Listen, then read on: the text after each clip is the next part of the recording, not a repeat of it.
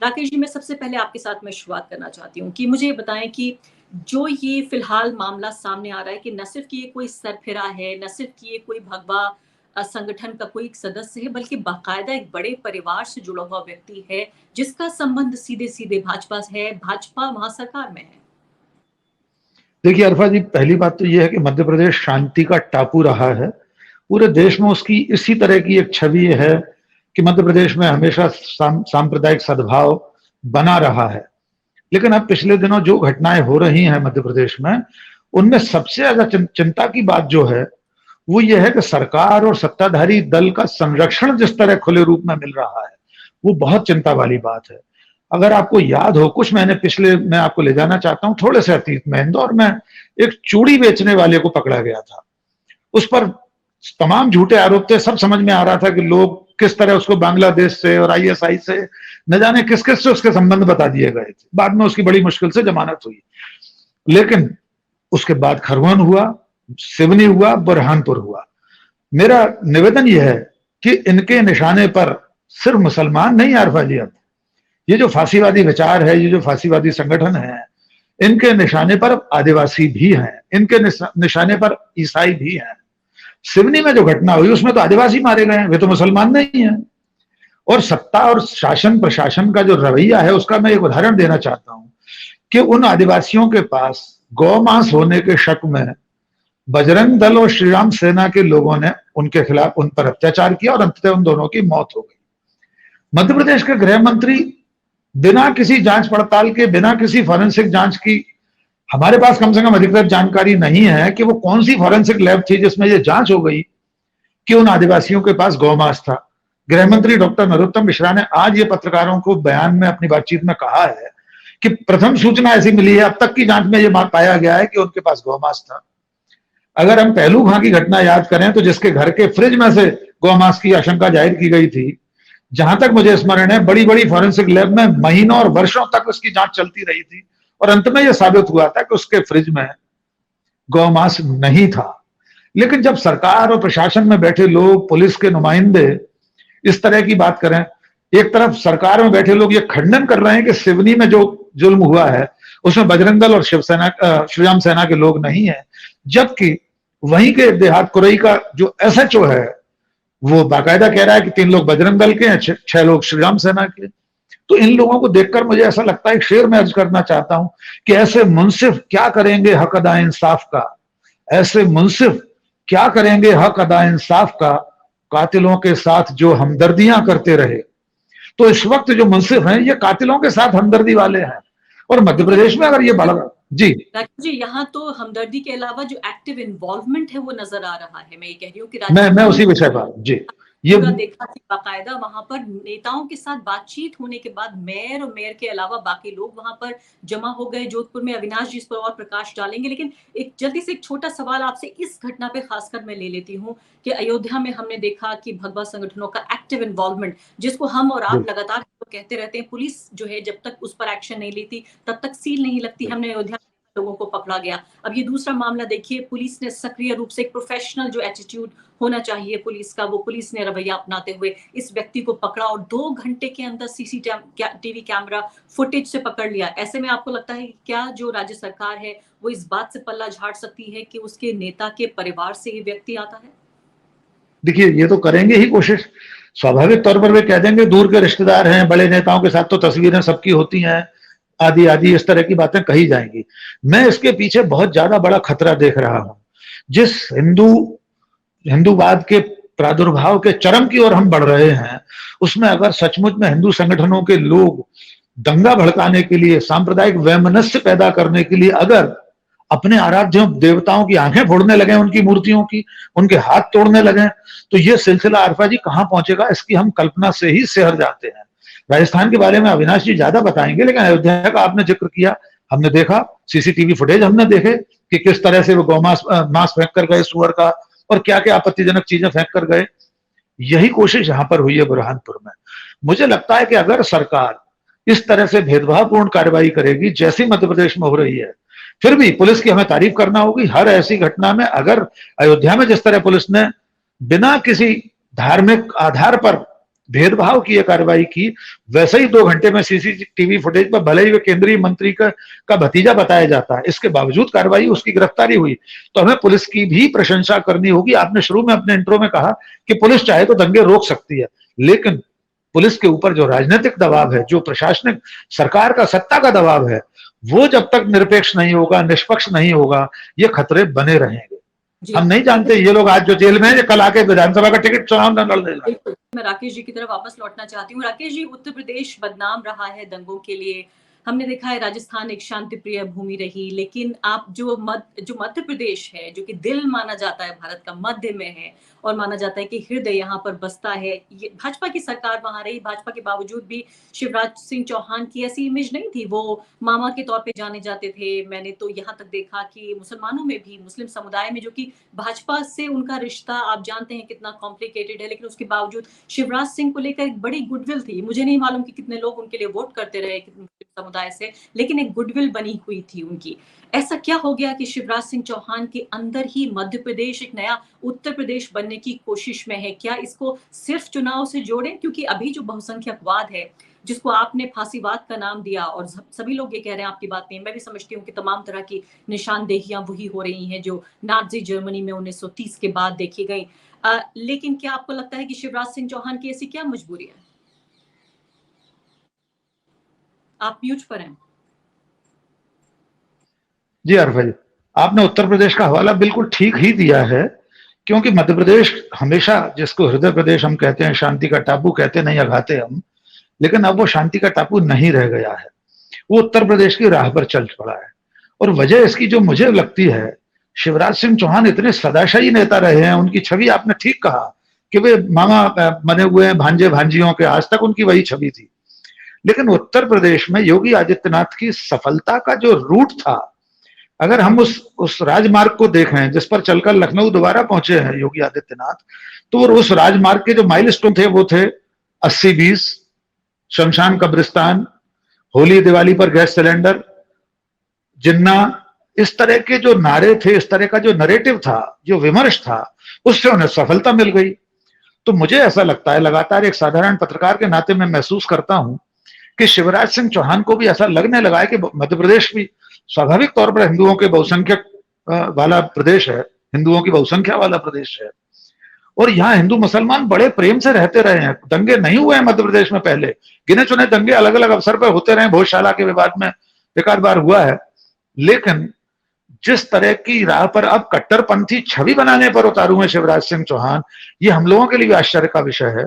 वे लगातार पिछले 17 साल से बीच के 15 महीने छोड़ दें कमलनाथ के, तो चौथे टर्म के देश के एकमात्र मुख्यमंत्री हैं बीजेपी में।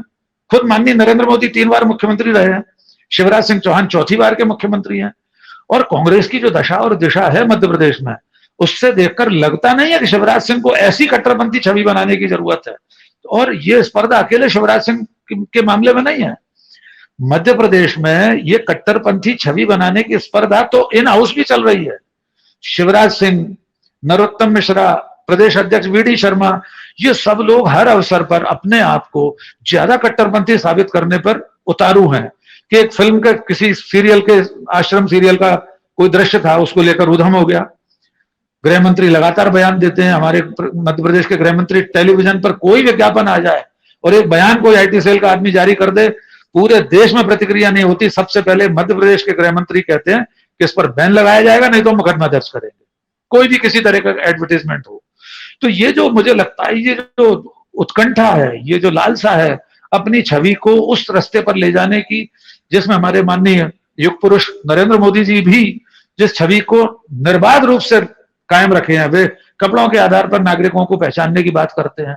तो जब देश का मुखिया इस राजनीतिक विमर्श में हो, तो स्वाभाविक है कि उत्तर प्रदेश का मुख्यमंत्री हो या मध्य प्रदेश का मुख्यमंत्री, उनके मन में भी लगता होगा कि शायद दिल्ली का रास्ता भी ऐसे ही जाता है। ये जो कट्टरपंथी रहा, अगर मैं आपकी बात को सही समझ रही हूँ, तो 2024 में ये भी इस बात को लेकर भी आवाज उठेगी कि कौन होगा देश का या भाजपा का अगला मुख्य प्रधानमंत्री का उम्मीदवार। तो आपको लगता है कि प्रधानमंत्री के उम्मीदवार के लिए उनके जूतों में उतरना जरूरी है नरेंद्र मोदी के? क्या ये कोशिश है? बिल्कुल, मुझे भी ऐसा लगता है, यही कोशिश है। देखिए, शिवराज सिंह चौहान का नाम तो मैं थोड़ा सा अतीत में ले जाना चाहता हूं, और मैं उस घटना का साक्षी हूं। 2014 के चुनाव से पहले जब नरेंद्र मोदी जी प्रधानमंत्री पद के प्रत्याशी घोषित नहीं हुए थे, तब भारतीय जनता पार्टी के लौह पुरुष इन्वर्टेड कोमा में ग्वालियर में आए थे और भारतीय जनता पार्टी की राष्ट्रीय कार्य समिति की बैठक ग्वालियर में हुई थी। मैं उस वक्त नई दुनिया का संपादक था। उस बैठक में जो खुला सत्र था जिसमें हम लोग अलाउ थे, आडवाणी जी ने यह कहा था कि नरेंद्र भाई ने गुजरात को विकसित कर दिया, इसमें कोई बड़ी बात नहीं है, गुजरात तो पहले से विकसित था। लेकिन शिवराज सिंह चौहान ने एक बीमारू राज्य को विकास के राह पर लाके काम किया, ये काम ज्यादा बड़ा है। तब आडवाणी जी नहीं जानते थे कि उनका ये बयान न केवल उनके लिए बल्कि शिवराज सिंह के लिए भी घातक साबित होगा। हम जानते हैं उसके बाद लगातार आडवाणी जी नेपथ्य में चले गए और शिवराज सिंह भी चौथी बार के मुख्यमंत्री हैं, तो क्यों नहीं ये सपना देख सकते कि प्रधानमंत्री बन सकते हैं। और उनके जूते में पैर रखना इसलिए जरूरी लग रहा है कि अब हमारे पूरे देश का जो बहुसंख्यकवाद है ये इस वक्त उफान पर है। हर किसी को सफलता की गारंटी लग रही है, यही हिंदू मुस्लिम घृणा, यही बहुसंख्यकों को संतुष्ट करने वाले बयान, वैसी ही रीति नीतियां। इसलिए अगर शिवराज सिंह चौहान भी उसी जूते में पैर रखना चाहते हो जिस जूते को पहनकर वे संसद की सीढ़ी पर माथा टिका सकें, तो ये कोशिश वे कर सकते हैं। हमें देखना है कि इस कोशिश को करते समय राज्य के अमन चैन को तो दांव पर वे नहीं लगा रहे, इसकी चिंता हम और आपको करनी है। राकेश जी, मुझे बताइए, जब जनता बार बार सांप्रदायिकता पे, फांसीवाद पर एक पार्टी को चुन के भेज रही है बार बार, तो वो पार्टी सांप्रदायिकता क्यों ना करे? देखिए, ये खतरे हमने इतिहास में भी पढ़े हैं और दर्ज किए हैं इतिहास ने, कि जब भी फांसीवाद या सांप्रदायिकता या कट्टरवाद, जिसे हम फांसीवाद, अंतिम चरण में फांसीवाद मानते हैं, उसका विकास क्रम यही होता है। बहुसंख्यकों को इतनी संतुष्टि मिलती है इन सब चीजों में। आपने सच कहा कि हम और अविनाश जी शर्मिंदा हैं, हम इस देश से माफी मांगना चाहते हैं कि क्योंकि कोई भी सभ्य समाज, दुनिया का कोई भी सभ्य समाज, वो समाज सभ्य माना जाता है जो अपने भीतर के अल्पसंख्यकों के अधिकारों, उनकी सांस्कृतिक परंपराओं का सम्मान करता है और उन्हें जगह देता है खुले दिल से। दुनिया का हर वो समाज सभ्य समाज माना जाता है। लेकिन हम बहुसंख्यकवाद की रौ में ऐसे बह रहे हैं कि हम अपने आसपास के हर अल्पसंख्यक को, आप यकीन मानिए, इनके निशाने पर, जैसा कि मैंने अपने पिछले कमेंट में भी कहा, सिर्फ मुसलमान नहीं है, अगले चरण में ईसाई हैं, उसके बाद के अगले चरण में आदिवासी हैं, दलित हैं। क्योंकि ये जो मध्यम वर्गीय, उच्च मध्यम वर्गीय, खासतौर से खाए अघाए लोगों का जो समाज है, वो इस कदर इसके बुखार में पीड़ित है कि उसको इस वक्त आने वाले कल की विभीषिकाएं दिखाई नहीं दे रही हैं। अब सवाल यह है कि आप जिस जनता की बात कर रहे हैं, जनता को दिखाई नहीं दे रहा है कि उसका नुकसान होगा। इसका एक ताजा उदाहरण यह है कि खरगोन में उस दंगे के बाद दोनों को ही भुगतना पड़ा। कर्फ्यू में रामनवमी मनी, कर्फ्यू में ईद मनी, लोगों ने घरों पर इबादत की। आखिर नुकसान किसको हुआ? थोड़े से शरारती तत्वों की वजह से बाकी का पूरा समाज, दोनों तरफ का, इसकी सजा भुगत रहा है। और ये अकेला खरगोन नहीं है, पूरा देश ऐसे ही आतंकवादी, अतिवादी, बहुसंख्यकवादी ताकतों की इस मंशा की सजा भुगतने के लिए तैयार रहे। मैं इस खतरे को ऐसे भी रेखांकित करता हूं, मैं हर जगह हर अवसर पर बोलता हूं कि इतिहास में बहुत कम ऐसा हुआ है, आप ज्यादा बता पाएंगे अविनाश जी भी, जो मैं थोड़ा बहुत समझ पाया हूं, कि फांसीवाद का जो राक्षस है वो चरम पर पहुंचे बिना अपनी गुफा में वापस नहीं जाता। हम ईश्वर से कामना करें, हम खुदा से इबादत करें कि भारत में वो चरम कभी ना आए। हमारे आपके जैसे लोग, आरफा खान शेरवानी, अविनाश कल्ला, डॉक्टर राकेश पाठक, लड़ते रहें या आवाज उठाते रहें ताकि इसका चरम ना आए। उससे पहले इसे वापस इसकी गुफा में भेजकर बाहर से सामाजिक सौहार्द का, समरसता का पत्थर रख दें उसके मुहाने पर। लेकिन इसके लिए सबको लड़ना होगा। मुझे ये खतरा ज्यादा इसलिए महसूस हो रहा है कि जो बहुसंख्यक समाज है, जो पढ़े लिखे लोग हैं, वे भी इस सांप्रदायिक धार्मिक घृणा का शिकार हो गए हैं। और इसके पीछे बहुत बड़ी ताकत सोशल मीडिया है और बड़ा मीडिया है। जो हम लोग तो समानांतर मीडिया वाले लोग हैं, जो मुख्य धारा का मीडिया है, वो तो रोज खाद पानी दे रहा है इस नफरत को। कैसे कैसे उनके टैगलाइन होती हैं, कैसे उनके थंबनेल होते हैं, डिबेट के आप देख सकते हैं रोज, और आप देखते ही हैं। इसे रोकने के लिए समाज को खुद जागना होगा। जब तक समाज ये नहीं सोचेगा कि अंत में इसका नुकसान खुद को होना है। इतिहास की एक उक्ति है कि फांसीवाद अपने जनक और जननी को खा जाता है। तो ये प्रक्रिया अब शुरू हो गई है कि जिन लोगों ने इस भस्मासुर को पैदा किया है, वो भस्मासुर नाचते नाचते अब उनके ही सिर पर हाथ रख रहा है। इसका एक अंतिम उदाहरण देकर अपनी बात का यहीं विराम दूंगा। मध्य प्रदेश के भारतीय जनता पार्टी के प्रदेश अध्यक्ष हैं वीडी शर्मा, हमारे मित्र हैं। उनकी धर्मपत्नी प्रोफेसर हैं, उन्हें एक दिन दवा की जरूरत थी, वे रात को अपने ड्राइवर के साथ दवा लेने निकली। एक मुस्लिम दुकानदार के यहाँ उन्हें नींद की दवा मिली। उस दुकानदार ने कहा कि दीदी इससे थोड़ा ज्यादा नींद आती है, थोड़ी दवा कम लीजिएगा। उन्होंने ट्वीट किया, इस पूरी घटना को लिखा, प्रोफेसर स्तुति मिश्रा शर्मा नाम है उनका।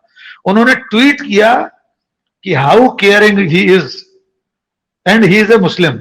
उन्होंने पूरी घटना लिखी कि मैं ऐसे ऐसे दवा लेने गई 11 बजे और उस दुकानदार ने मुझसे कहा कि दीदी ज्यादा दवा मत लेना, इससे नींद ज्यादा आती है। प्रोफेसर स्तुति मिश्रा शर्मा भारतीय जनता पार्टी के प्रदेश अध्यक्ष की धर्मपत्नी हैं। उन्हें इस ट्वीट के बाद इतना ट्रोल किया गया, और ट्रोल करने वाले कौन थे? उनके अपने विचार परिवार के लोग। तेजिंदर सिंह बग्गा दिल्ली में बैठकर उन्हें ट्रोल कर रहा था। पूरा बीजेपी और संघ का आईटी सेल उन्हें ट्रोल कर रहा था कि आपको मुसलमान भला आदमी दिखने लगा। और अंत यह हुआ कि उनको रात को अपना ट्वीट डिलीट करना पड़ा और दूसरे दिन उन्होंने अपना ट्विटर हैंडल ही हटा दिया, डीएक्टिवेट कर दिया। ये बीजेपी के प्रदेश अध्यक्ष की धर्मपत्नी के साथ हुआ। इस बहुसंख्यकवाद के फांसीवादी भस्मासुर का एक छोटी सी उंगली थी जो उसने उनके सिर पर रख दी। मैंने उस दिन अपना वीडियो भी बनाया था, मैंने लिखा था कि अब ये इसका जो हिंदूवाद का भस्मासुर है, हिंदुत्व का भस्मासुर है, इसने अपनों के ही सिर पर हाथ रखना शुरू कर दिया है। तो भुगतना अंततः हमको ही है, सबको, इस बहुसंख्यक समाज को ही भुगतना है इस अतिवाद की सजा। और न चेतोगे तो मिट जाओगे हिंदुस्तान वालों, तुम्हारी दास्तां तक न होगी दास्तान।